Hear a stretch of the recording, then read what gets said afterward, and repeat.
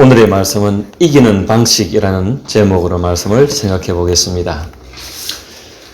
세상은 생명에 관하여 또 구원에 관하여 또 메시아 왕국에 관하여 변함없이 집요하게 악락합니다. 이번에는 예수님이 안식일에 손 마른 병자를 고쳐주셨는데 이 일로 인하여 예수를 죽일 것을 의논합니다. 누가 그러합니까? 바리새인들이. 예, 바리새인들이 그렇게 의논합니다. 본문엔 또 사람들이 나오는데 또 이 사람들이 바리새인들입니다. 바리새인들을 중심으로 한 사람들이겠죠. 바리새인들이 누구입니까? 네, 바리새인들은 유대 종교 지도자들, 특별히 율법을 연구하는 자들이고 율법을 가진 자들이죠.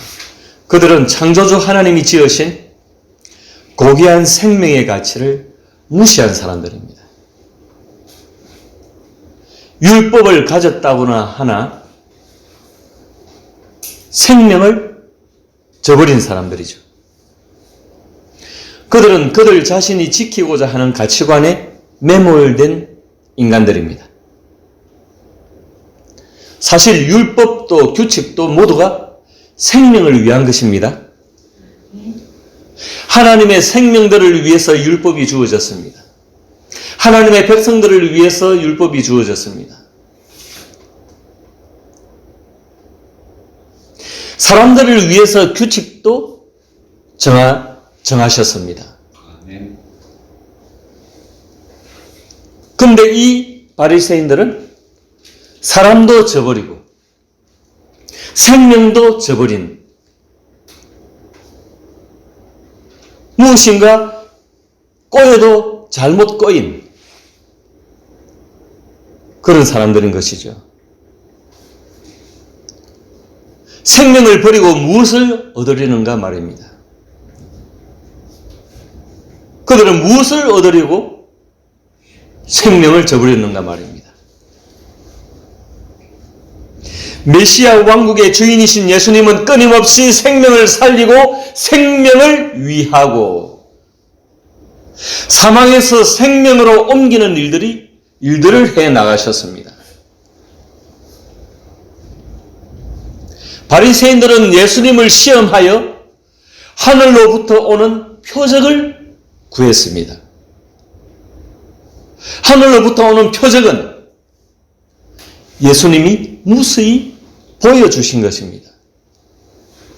모두가 생명과 구원에 관계된 일이었습니다. 그렇다면 그들이 말하는 하늘은 무엇이며 하늘로부터 오는 표적은 무엇입니까?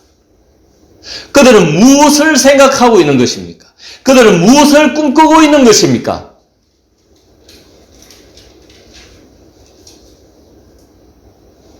혹여 예수가 천군 천사들을 동원해서 막강한 군대를 이루고 그 힘을 과시하는 것, 그런 것들을 꿈꿉니까?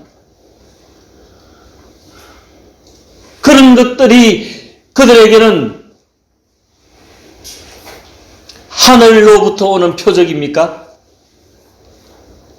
아니면은 산만큼이나 높은 황금 덩어리를 쌓아둔 그런 것들이 그들에게 하늘로부터 온 표적입니까?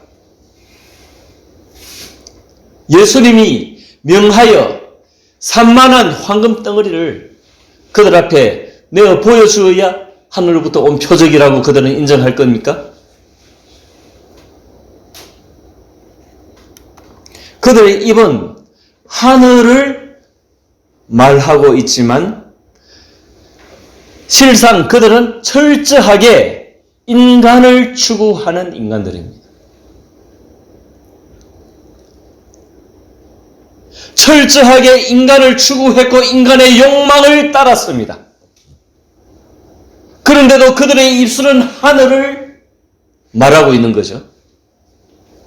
하늘로부터 온 표적을 내놓으라 말하고 있는 거죠.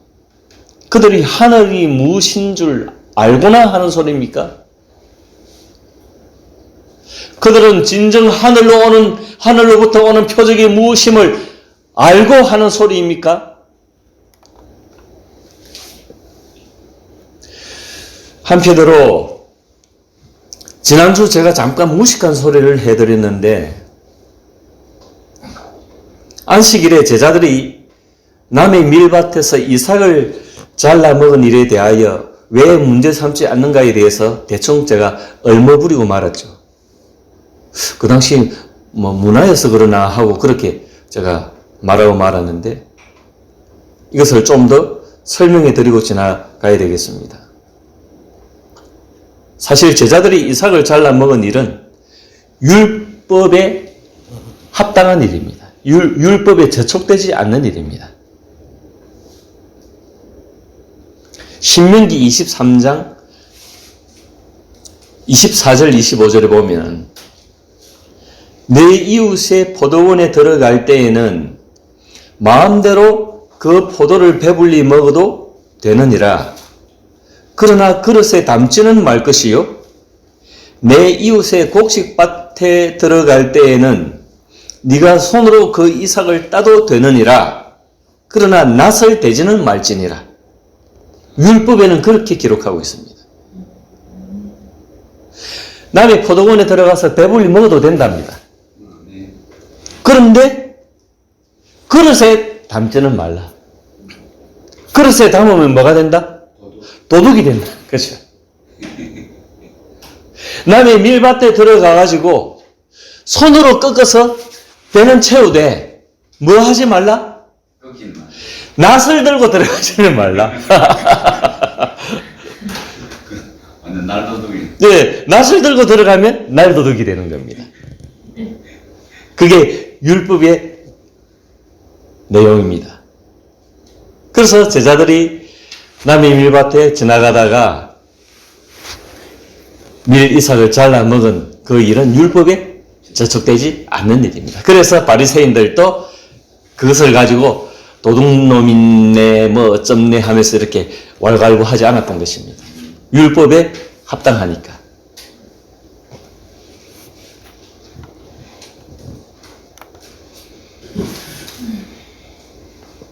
오늘의 본문 역시 메시아 예수는 무슨 날을 구분하지 않고 생명을 위하는 일을 하십니다.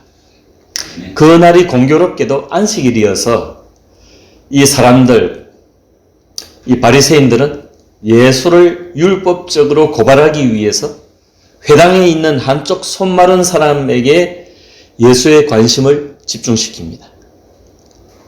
손 마른 사람, 아마 손이 좀 이렇게 저리고 마비가 되고 약간 중풍병 비슷한 그런 증상이 있는 사람인가 봅니다.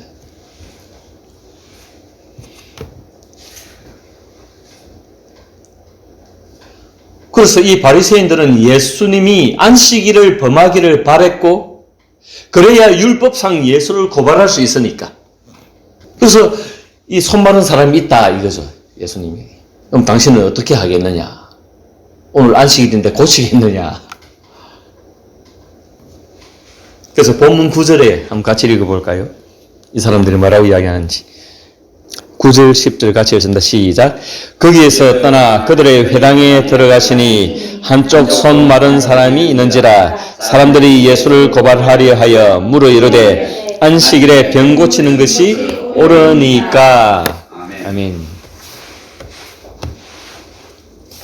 안식일에 병 고치는 것이 옳으니까 그렇게 화두를 던지는 것입니다. 그러면 예수님은 어떻게 하실까요?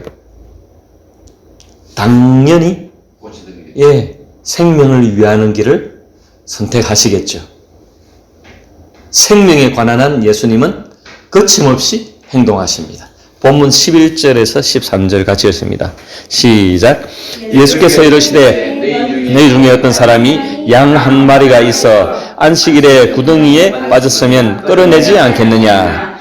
사람이 양보다 얼마나 더 귀하냐. 그러므로 안식일에 선을 행하는 것이 옳으니라 하시고, 이에 그 사람에게 이르시되 손을 내밀라 하시니 그가 내밀매 다른 손과 같이 회복되어 성하더라. 아멘. 리카브를 완전히 회복시켜 주셨습니다.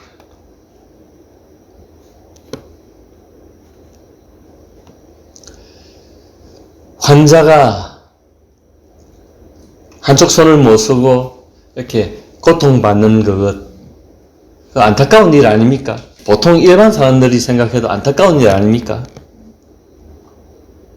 베베 꼬인 사람은 저 인간은 죄가 많아가지고 저래 고생 좀 해야 돼. 나는 죄가 없어서 내 두 팔, 두 다리는, 두 손은 다 성한데. 이렇게 생각하겠죠.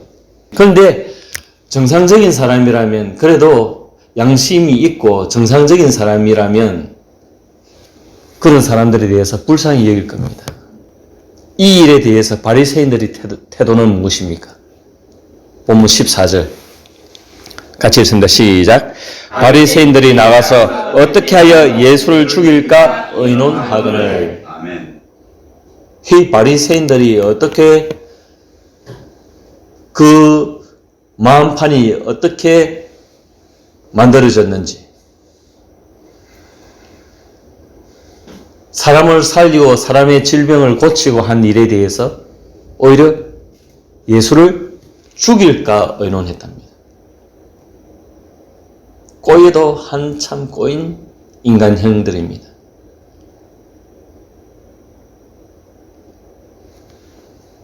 왜 그럴까요? 그들은 하늘을 말하고 있지 않습니까? 그들은 하나님을 말하고 있지 않습니까? 그들은 율법을 말하고 있지 않습니까? 그들은 제사를 말하고 있지 않습니까? 그들은 성전을 말하고 있지 않습니까? 그런데 왜 그들은 이렇게 베베 꼬여 있습니까? 그들은 왜 이렇게 뒤틀려 있습니까?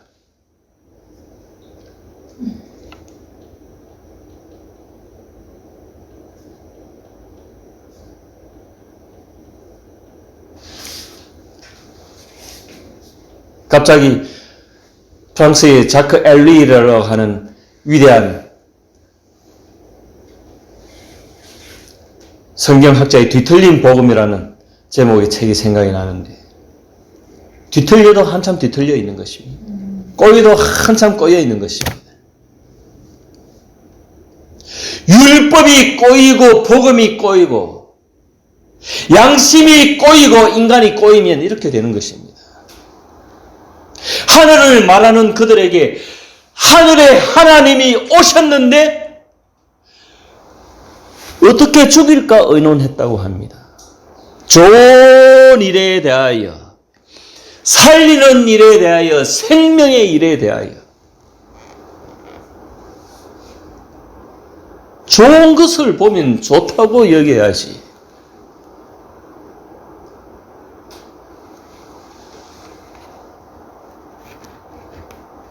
미쳐도 단단히 미친 인간들 아닙니까? 한편으로 율법상 안식일을 범한 죄를 적용해서 죽이면 되는데 왜 고민합니까?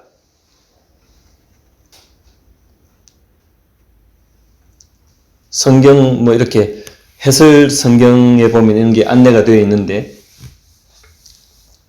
그 당시 로마의 식민 지배를 받고 있어가지고 이 유대 사회에 자체적으로 사형을 집행할 권리가 없습니다. 율법상으로는 안식일을 범한 죄인에게 바로 사형을 집행할 수가 있습니다. 바로 죽일 수 있습니다. 그런데 율법상으로는 죽일 수 있는데 일반법상 로마 식민 지배하에 있기 때문에 로마법에 의하면은 이 식민지인들이 이 사형권은 없습니다. 그들에게는 사형 집행권이 없기 때문에, 그래서 어떻게 하면 죽일 수 있을까를 고민했다는 것입니다.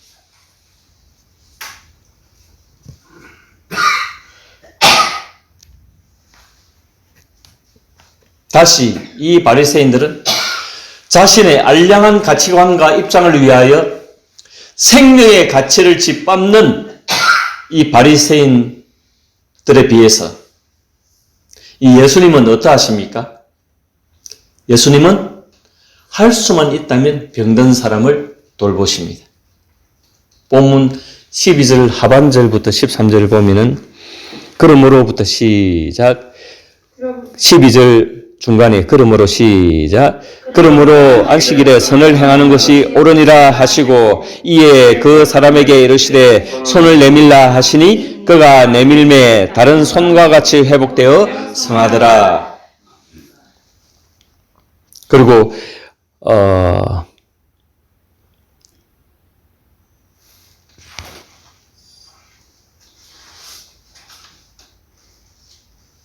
15절 말씀 같이 읽습니다. 시작. 예수께서 아시고 거기를 떠나가시니 많은 사람이 따르는지라 예수께서 그들의 병을 다 고치시고 아멘. 할 수만 있다면 예수님은 고쳐주십니다. 생명을 위해 주십니다.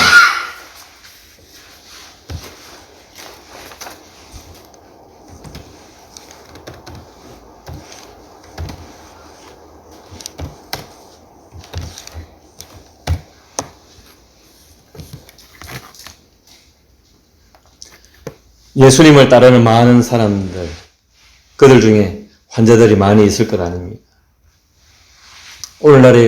오늘날처럼 이렇게 의술이 발달하고 거의 죽어가는 사람도 살릴 만한 그런 의술을 가진 이 현대사회에도 병원에 한번 가보십시오. 세상이 아무리 경계가 없고 가게 문을 닫고 해도 병원에 한번 가보십시오. 병원에는 바글바글 합니다. 아픈 사람들 왜 그리 많은지.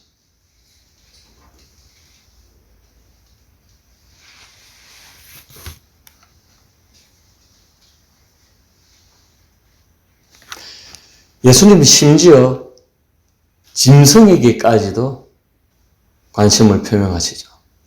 양에게까지도. 본문 11절 앞에 보면은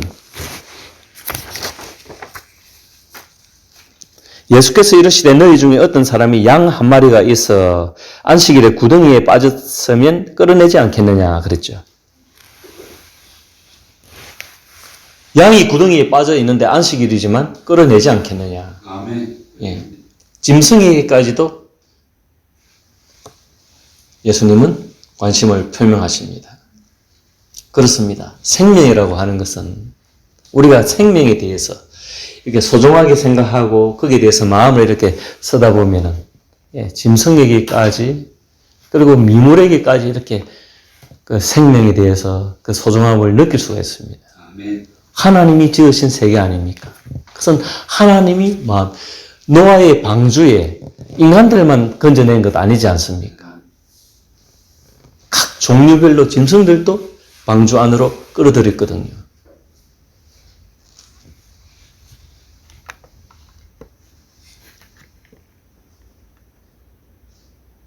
그런데 이 바리새인들은 지금 뭐 하는 짓입니까? 여러분, 우리가 진리를 구하고 예수를 믿노라 하고 마음을 딱딱하게 갖지 마시기 바랍니다. 아멘. 늘 십자가에 자기 자신의 욕망과 자기 자신의 고집과 자기 자신의 어떤 잘남과 자기 자신의 어떤 위선과 자기 자신의 어떤 그런 아집들, 그런 것들을 십자가 앞에 내려놓고 주의 진리의 영이 주의 성령께서 내 마음에 역사하실 수 있도록 늘 예수님과 같은 마음으로 이렇게 마음을 쓰는 연습을 해야 될 줄 압니다. 아멘. 기도할 때마다 그렇고요. 우리가 생각할 때마다 그렇고요. 매 순간순간마다 우리가 그렇게 가야 합니다. 그래서 예수님이 어린아이 같은 그런 신앙인을 구하셨던 것입니다. 그리고 또 나타나는데 자기를 나타내지 말라 경고를 하시는데 몇 절입니까? 16절입니까? 16절에 보면 자기를 나타내지 말라 경고하셨다 그랬죠.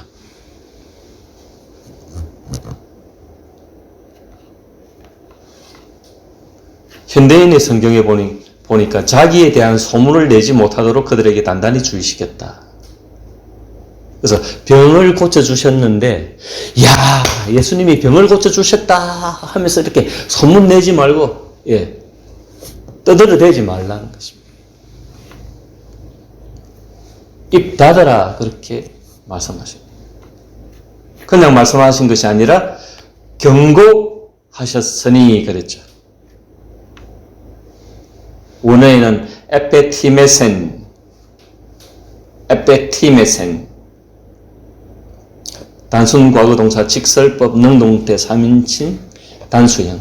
이것은 원어적으로 보면 rebuked 그리고 warned 경고하다. 쉽게 말해서 책망하듯이 만일 너 그래 하면 안 돼.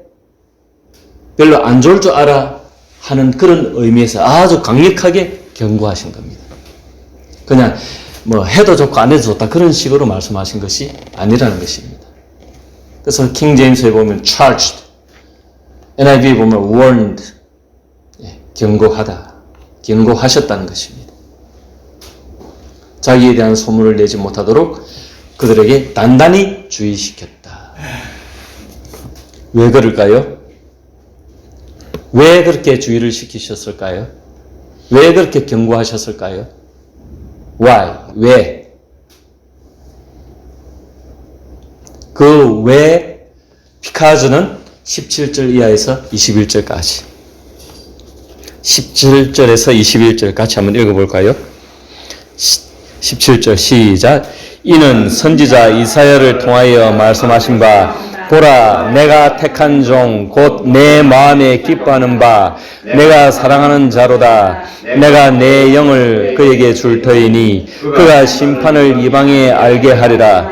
그는 다투지도 아니하며 들리지도 아니하리니 아무도 길에서 그 소리를 듣지 못하리라. 상한 갈대를 꺾지 아니하며 꺼져가는 심지를 끄지 아니하기를 심판하여 이길 때까지 하리니 또한 이방인들이 그의 이름을 바라리라 함을 이루려 하심이니라. 아멘.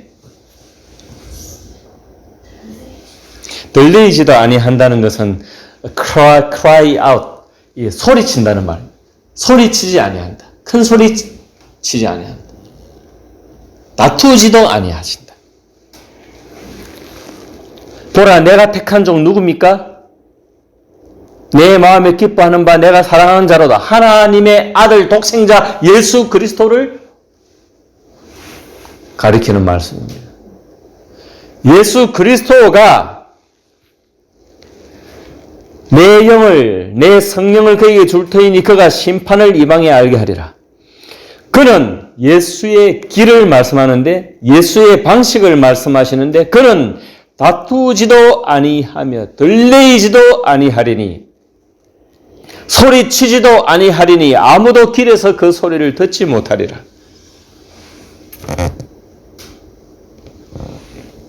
다투지도 아니하고 소리치지도 아니하는 것이 예수의 방식입니다. 그가 세상을 이기는 방식입니다. 바리새인들이 혹시 구할 법한 천군 천사들의 위세가 아닙니다. 하늘의 군대를 동원해서 로마를 파멸시키고 그들이 이 세상의 주인이 되는 그런 그들만의 꿈 같은 그런 세계가 메시아의 세계가 아니고 그런 세계가 예수의 세계가 아니고 예수의 세계는 예수의 왕국은 예수의 방식은 메시아의 방식은 다투지도 아니하고 들리지도 아니하고 우크 에리세이 우데 크라우가세이 He shall not strive nor cry 다투지도 아니하고 소리치지도 아니한다.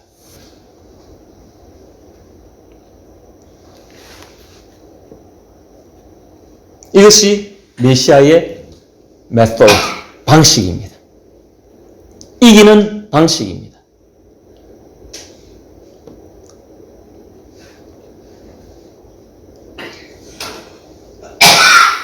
그래서 새를 모아서 무언가를 계획하는 크리스찬들의 방식은 합당치가 않다는 것입니다.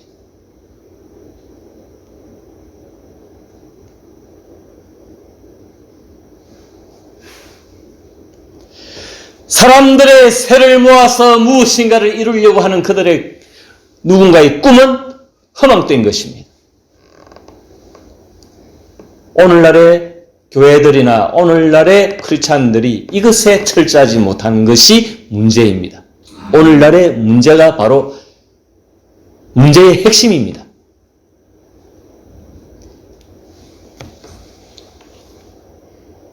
하나님의 방식이 아니고 메시아의 방식이 아니고 예수의 방식이 아니고 인간의 방식으로 인간이 문제입니다.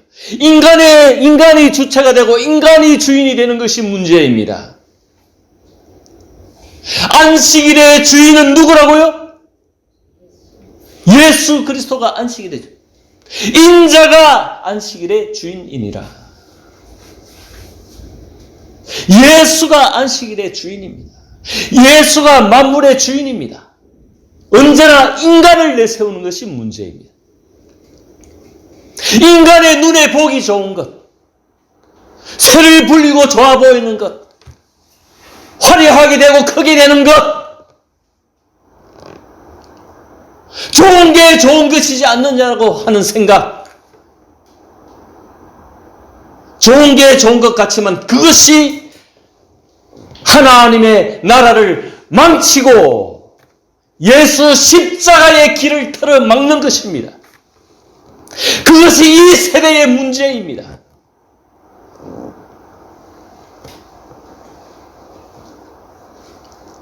여기에 철저하지 않는 것이 문제입니다.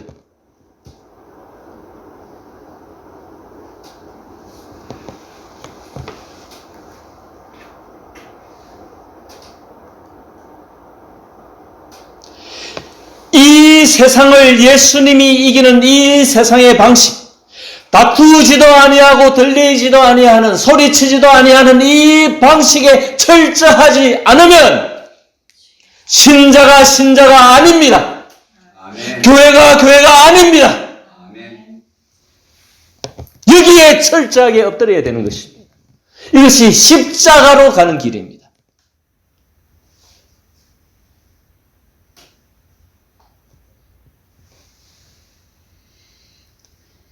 입술에만 예수 십자가 붙여놓고 이것에서 멀어진다면 바리새인들이나 다를 바가 없다는 것입니다.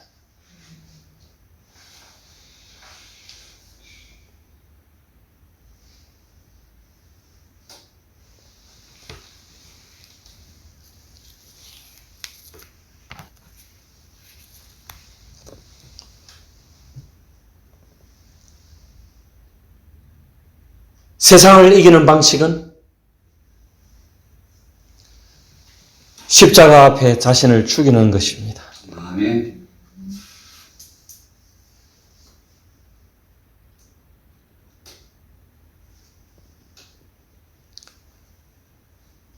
이 진리를 마음속에 심어두시고 늘 이 예수의 이기는, 세상을 이기는 이 방식에 철저하신 우리 모두가 되시기를 주님의 이름으로 축원드립니다. 아멘.